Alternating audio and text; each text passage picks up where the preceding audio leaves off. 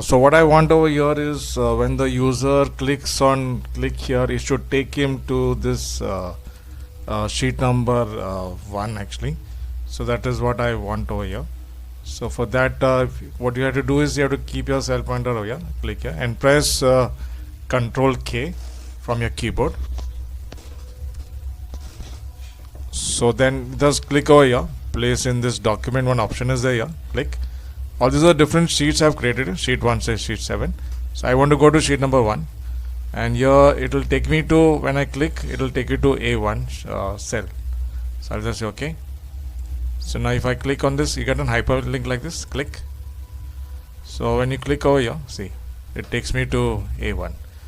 I'll show you one more example. I'll just go back to your last sheet, sheet number 7.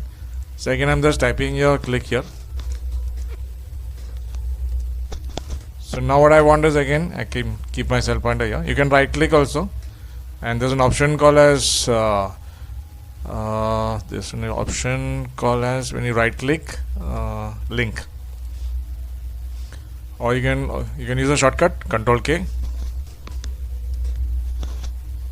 So example, if I say I want to go to my sheet number 5, so I'll click on sheet number 5, and now I want it instead of A1, I'm just changing this thing.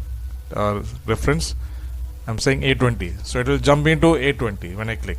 Okay, so now if I click over here, click here, see, it takes me to sheet number 5 and it's taking me to A20 directly.